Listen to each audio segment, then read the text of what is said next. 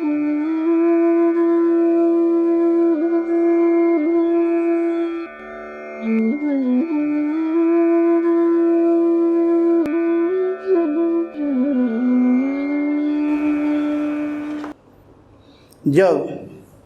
सृजन का कार्य होता है तो अपरा प्रकृत यानी जिसमें हम सभी रह रहे हैं, जीव यानी जीव के भोग की वस्तु, जिसे हम 14 लोकों के अंतर्गत कहते हैं, यानी ब्रह्म लोक से लेकर पाताल लोक तक।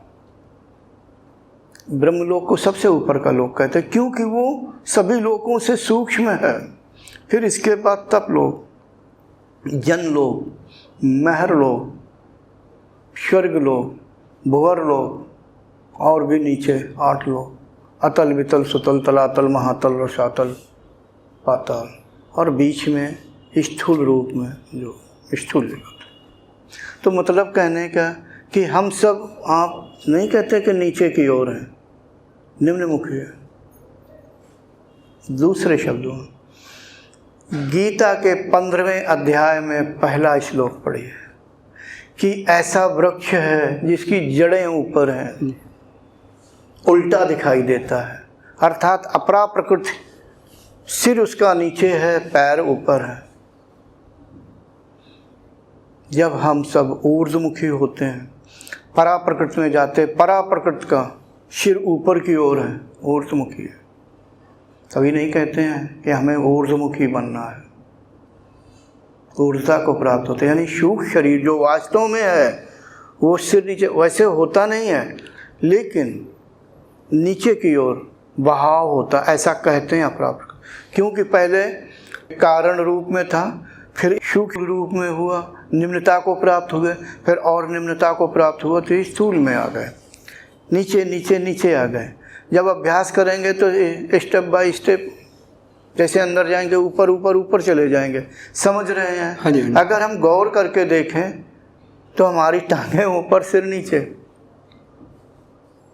अर्थात जीव जन्म लेने के लिए आता है तो निम्नमुखी मुंह होता नहीं, पतन को प्राप्त होता है। निम्नमुखी का मतलब नीचे की ओर गिरना, और जब अंत में बिल्कुल नीचे आ जाते हैं, अब इस स्थूल पंचभूतों से अन्य कोई पदार्थ की उत्पत्ति ही नहीं हुई, अन्य कोई अवस्था हुई नहीं, स्थूल ही है, तो बस यही आखिरी पतन है। लेकिन अब उल्टा चलेंगे तो सूक्ष्म जाएंगे, कारण में जाएंगे, फिर महाकारण चले जाएंगे। उस समय ऊपर की ओर होगा जो ध्यान में दिखा। हो सकता है कि ऐसा दिख रहा हो आपका सूक्ष्म शरीर, क्योंकि सूक्ष्म शरीर तेज से बना होता है, सूक्ष्म पंचभूतों से है, तो वो तेज सूक्ष्म पंचभूत तेजोमय होते हैं, उनसे सूक्ष्म लोग बने होते हैं। जैसे ब्रह्मलोक सूक्ष्म पदार्थों से बना हुआ, तप लोक वगैरह, तो वहाँ प्रकाश ही प्रकाश भरा रहता, वहाँ कोई यहाँ की तरह सूरज नहीं चमकता। सूरज ये तो स्थूल है, इसका ये प्रकाश स्थूल है, वहाँ तो अपना यहाँ प्रकाश ही प्रकाश भरा रहता। वहाँ कोई रात और दिन यहाँ की तरह नहीं होते हैं, वहाँ दिन ही दिन समझो, यानी प्रकाश ही प्रकाश। तो ऐसा ही सही है।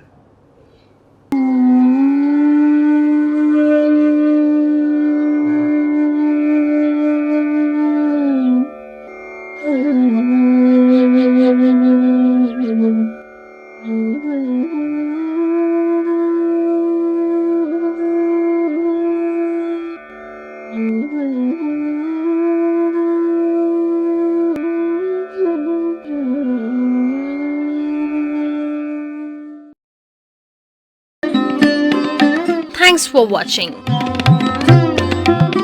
Remember to like, comment and subscribe.